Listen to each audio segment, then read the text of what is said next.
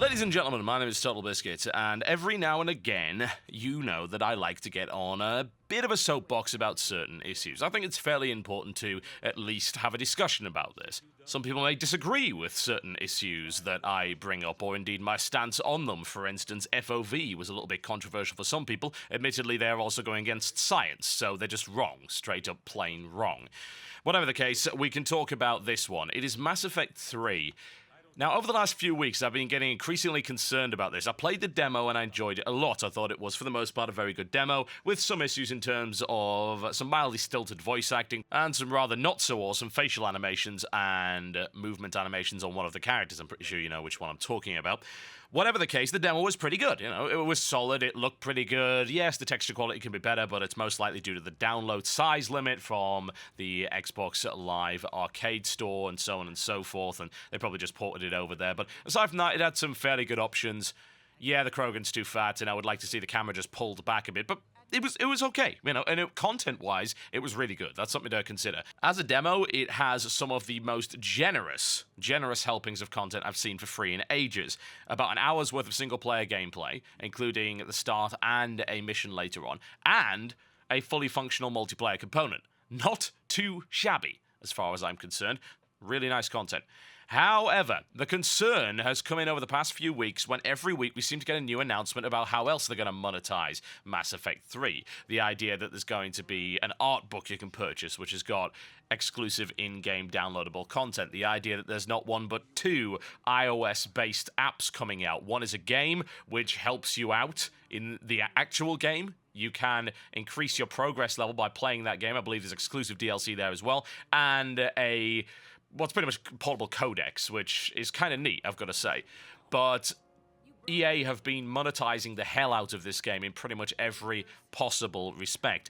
And now it's getting to the point of being ludicrously exploitative and indeed bad business. And the straw that broke the camel's back for me, I've been able to either rationalize or at least explain why something is reasonable. I mean, the idea of putting the codex on iOS with other functionality, that's kind of cool. And I don't mind having an iOS game that's based around Mass Effect 3. I don't even care if it actually affects my in-game score. I don't have to do that. That's okay. It's not like they're stopping me from getting the best score if I just buy the normal game. But This is beyond ridiculous. So this is a mild spoiler, by the way.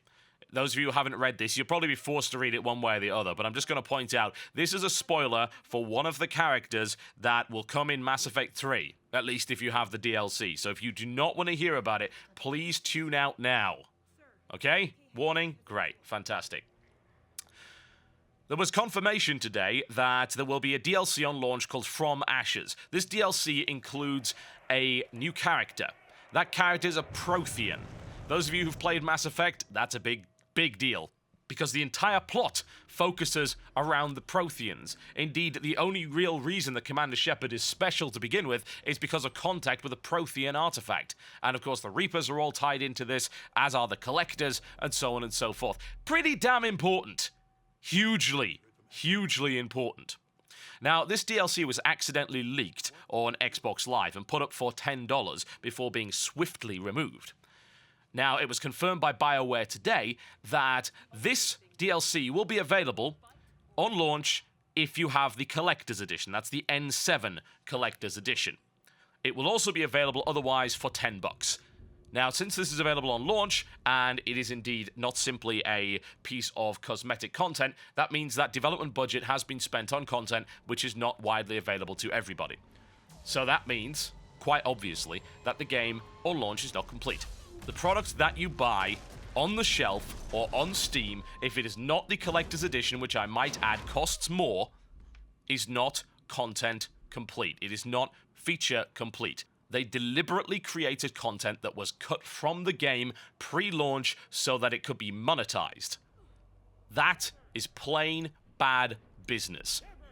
Now you might say, oh, well, it's great business because they're making a bunch of money. You're right, but it's damn unethical as far as I'm concerned. And it is blatantly milking the consumer. Now you might think, oh, they've done this before. No, they have not. At least not to this scale. Mass Effect 2 had a character called Zaid. This character was free if you bought any version of the game. Any. Basically, it required the Cerberus access code to gain access to the Cerberus network, which gave you access in turn to some DLC, a lot of which I might add was free and added in post-launch. The point of this was to try and reduce the number of used copies sold. Now, there is controversy on the subject of so-called online passes, which are used to deliberately devalue used copies. Personally, I am okay with it. It sucks that we're in this situation, but I understand why they have to do it. Companies like GameStation, that is not the same company as the one that I work for, by the way. The GameStation is based in America. GameStation is a games retailer based out of the UK. Companies like this have been making a massive profit on used games and not giving a single cent to the publisher and developer. And you might say, oh, well, this happens in all other mediums as well. Yeah, it does. However, I can safely say that I believe that it affects game developers and publishers much more than other mediums. A book does not cost anywhere near as much to write. It is easier to make the money back on that and actually start turning a profit in that regard. There are no doubt movies that are comparable to game development budgets. In fact, there are quite a few of them. However, that is a multi-stage process when it comes to selling the product. It starts off in cinemas and then ends up going to DVD, Blu-ray, and of course digital formats, and then is licensed off and sold once again to television channels in a tiered kind of structure. So it goes first to the box office channels that are pay-per-view, and then to this, and then to that. So you've got multiple streams of revenue coming in over a long period, which actually do compensate for that. The idea that box office sales can doom a movie is simply not true at this point. Indeed, there are many movies that failed hard at the box office and then were able to make their production budget back and become profitable as a result of Blu-ray and DVD. This is a lot more difficult to do with games, especially console games, because after the first few weeks, shelf space, of course, for that game generally gets reduced, unless it's extremely popular, in which case they're not really worried about revenue anyway, and used copies start popping up. The thing about used digital media is that it's exactly the same as normal media. The way the used market on a wide variety of different products usually works is that you buy a used product for less, expecting it to not work quite as well, and in the case of digital media, there is basically no disadvantage to buying used. So you can see why some companies are a little bit freaked out about that. However, while I don't really think that it's the best way of doing things, I fail to see another option, honestly, because the sales of used games are rampant, and these game stores are actively, and I do mean actively, discouraging people from buying new copies. They're going out of their way to make that happen. They will try and sell you at the counter a used copy of a game that you brought up new. That is aggressively trying to deny profit to the developer and publisher in return for additional profit to the brick and mortar store. And I don't know about you, but I'd rather give my money to the developer than give it to a brick and mortar. Quite frankly, does not deserve it. Anyway, that's kind of besides the point. The system has been used for Mass Effect 2 via the Cerberus network. Cerberus network you got access to for free with any new copy of the game, regardless of platform. And as a result, you could gain access to a wide variety of DLC. Mass Effect 2 contained 6 packs of free DLC. Sadly, one of them was only available on PS3. That was the Mass Effect Genesis interactive comic. There was a Firewalker pack, which was that big tank with several missions, the arc projector weapon, Cerberus weapons and armor, a new character, Zaid, and the Price of Revenge mission, and the Normandy crash site. These were all free. Zaid was a release day DLC that was free to anyone that bought the game new. So the difference, I believe, should be fairly obvious here. This was free to anyone that bought the game new. All right, that's okay. So you are blocking access to part of the game, a small part of it, in order to encourage people to buy a new copy. Still not ideal, but honestly, if you're going to do that, it's really hard not to cut content, because technically anything that you make before launch should really be on the disc, unless, of course, it doesn't get finished for whatever reason. So how do you incentivize new copies otherwise?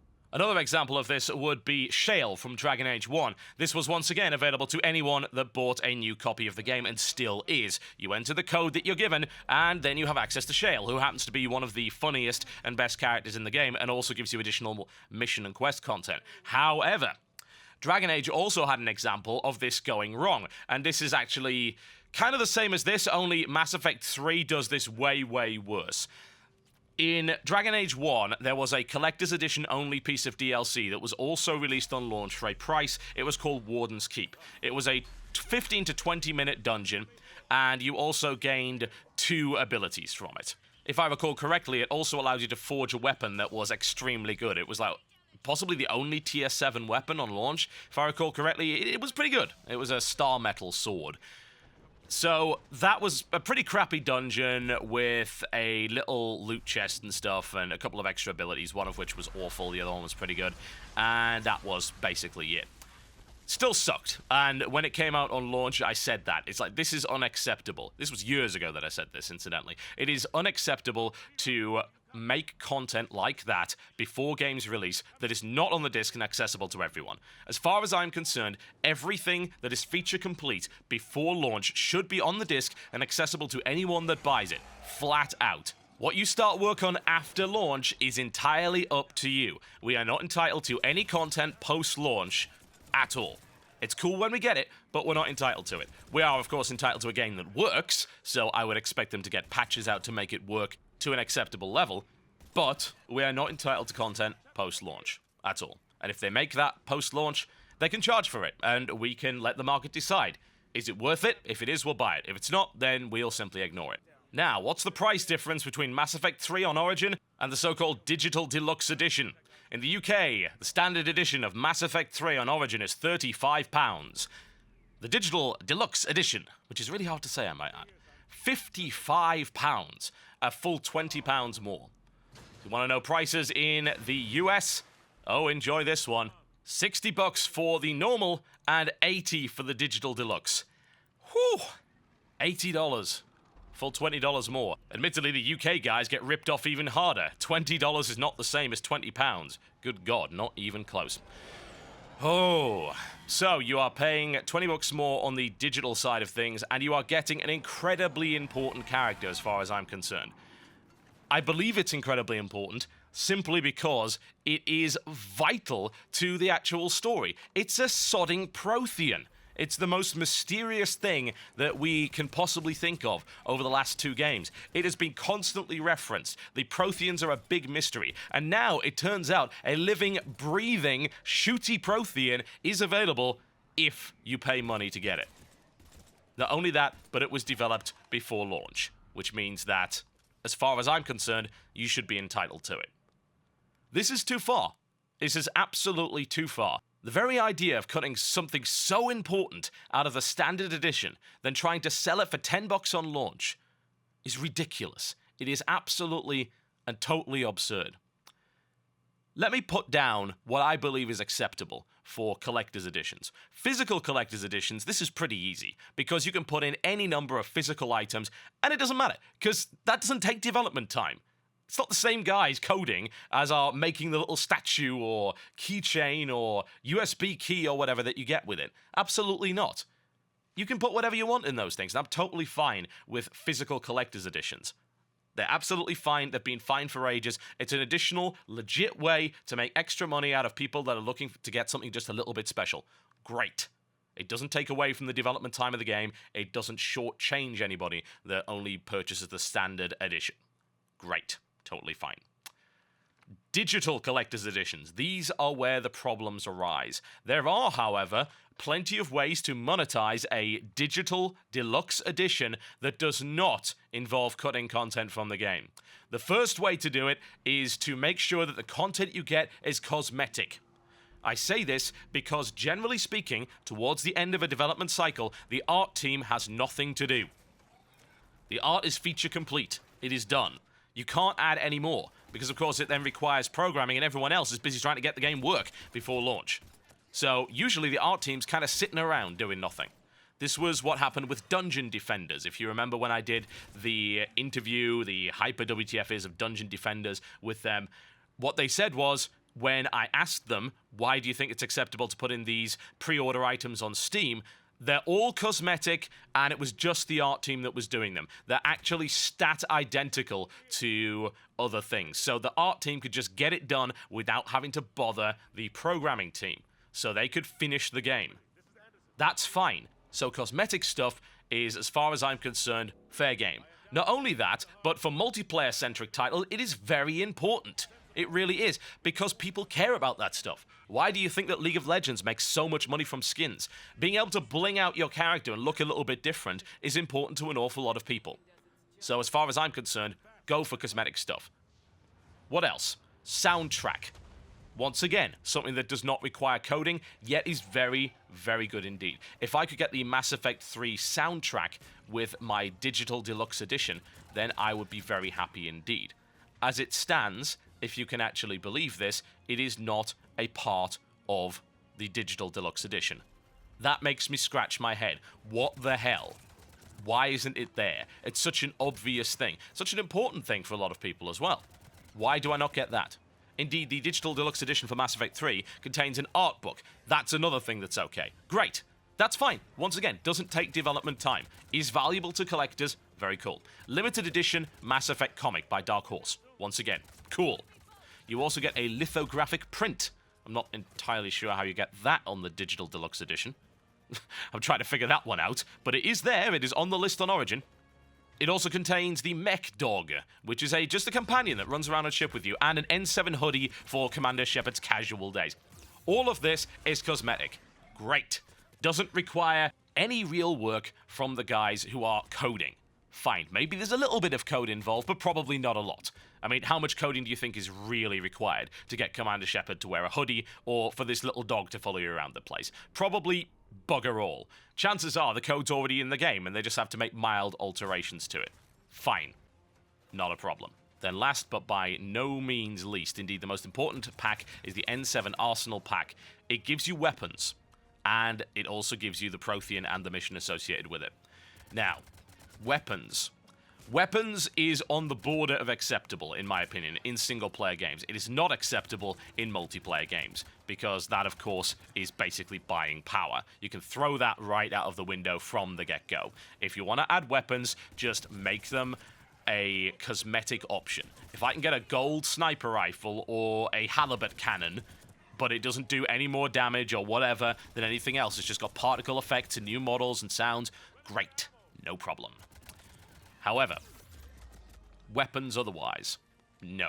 In a single-player game, not so bad. Why? Because in reality, a weapon is very much a cosmetic thing with a little bit of code thrown in. The shooting mechanics and the code to support that is already there. It generally involves copy and paste within a spreadsheet, within a database. It says, right, okay, let's take this weapon that's already in the code, copy it, modify some statistics, and then go. Generally speaking, I'd prefer if that didn't make the game easier, because why would I want to buy a more expensive version that shortened my gaming experience and cheapened it? That's absurd. I wouldn't do that because I'm not an idiot. We've talked about this idea before. Kingdoms of Amalur Reckoning had a similar issue, and indeed so did the original Dragon Age. The dragon armor, the blood dragon armor in that game was, for tanking, better than almost every armor set in the game. Replacing that was very difficult to do. I believe only near the end could you find something better, and it wasn't better by much, honestly. I know I had Alistair in that stuff pretty much the entire game, and as a result, I got bored because I couldn't do anything with Alistair. It's like, oh, new plate armor, oh, it doesn't matter because I'm wearing Blood Dragon, which is just better in every respect for this particular job. That stuff can go to hell, quite frankly. I don't want it there. I don't want it as a pre-order bonus. I don't want it in my collector's edition. It just needs to go. Fine, make it a skin, make it a dye, make it cosmetic, but do not make it more powerful than stuff I can access, because in an RPG, that ruins the progression curve. Part of the fun is being able to gradually progress through various tiers of armor. If I start in the best armor in the game, not only does it make the game mind-bogglingly easy, which it did, I might add, it made it significantly easier, and I was playing on hardest difficulty, and it was really hard. But, more to the point, it also means that acquiring gear is less exciting. It's like, ooh, cool, a new set of gear I can use. Great, that's part of the RPG experience. If you take that out, then that becomes not so awesome. Like, oh great, something else I can render. Whoopity bloody do. So the conclusion on collector's editions when they are in digital form is that the stuff you should give should never take away significant development time, and it, more importantly, perhaps more vitally important than anything else, should not take away a big plot point away from the game. That's absurd. Absolutely nuts. It boggles my mind. It really does. Why do you think that's acceptable? How does Bioware rationalize that in their head? I mean, really, no doubt EA pushed this on them, but how does Bioware rationalize that? How do they think that's okay? For a company that's obviously very proud of their ability to create story-driven games, and they have done so successfully in the past, how can they possibly be okay with this? It's absurd. A character that is so important to the lore, you can't gain access to unless you have Collector's Edition or pay $10 on launch. Wow. That is disgusting. Absolutely disgusting. A line has to be drawn in the sand by consumers as to what they are willing to take and what they are not willing to take. And this is going to be a really hard thing for all of us. I love Mass Effect. My God, do I like that game. I so do, and I've been looking forward to Mass Effect 3 for a while. One of the few games these days that I look forward to, because I know it's going to be a game that I'm actually going to set aside time to play, and I very rarely get to do that, because I want to see how this trilogy ends, and I have really enjoyed the previous 2 games. I mean, me then going out and saying, this is boycott-worthy, which I might add that it is, that is one of the hardest things I could possibly say, because I have to basically boycott this game now. If I want to stick to my guns and actually be respectable and have credibility, I have got to boycott Mass Effect 3. Oh, God damn it, Bioware. What the hell? This was the same thing I was forcing myself to do with Battlefield 3 until they rescinded the idea of retailer exclusive items that you couldn't get anywhere else. Thankfully, the boycott for that actually worked. There was enough uproar on the internet for DICE and EA to turn around and say, okay, fine, it's just a timed exclusive, you can get access to it other ways just through the game. Great, that's okay. Timed exclusives are, once again, borderline of acceptability, as long as you're not denying content entirely from your playbase. And let's be honest, those were add-ons for guns. This is an entirely new character that has great story and lore significance. This is ridiculous. This is 3 times as bad as what Shale would have been if Shale actually cost money, which it didn't if you bought a new copy of the game. It is disgraceful behavior, and it has got to stop. So I'm sorry, but I'm not buying Mass Effect. It's...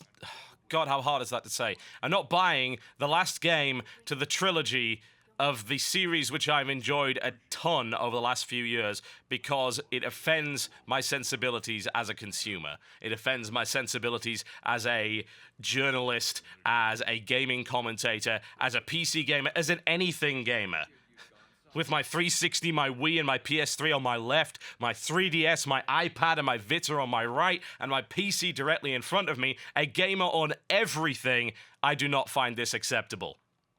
To the point where I will willfully deny myself this because I will not support it with my money. I won't. I refuse. I can't. Because it would make me a bad person. Because it's against my principles. It's against what I think is right when it comes to gaming in general. The games industry, the way business is conducted. This is beyond acceptable. They replaced the Cerberus network in Mass Effect 2, which gave you 6 free pieces of DLC, with the online pass, which gives you jack. They went from incentivizing the purchase of new copies to requiring it for a major component of the game. They went from giving pieces of free DLC as a reward to their loyal customers to forcing you to purchase something which is vitally important for pretty much anybody that played the previous Mass Effect games and gives a damn about the lore and the story in even the smallest capacity. What a twist. What a change in attitude over the past couple of years from both Bioware and EA. The only way this game is getting bought by me is if they recant this and actually allow access to this from the very start. It is a basic principle of game design that has been warped, twisted, and indeed entirely corrupted over the past couple of years for the purposes of profit, the idea that what is on the disc should be accessible to you, and what is done prior to release should be accessible to you if you bought the game. This is not the only example of a game where it's been done, but it is, as far as I'm concerned, one of the most brazen and the most offensive. My name's been TotalBiscuit, and I will see you next time.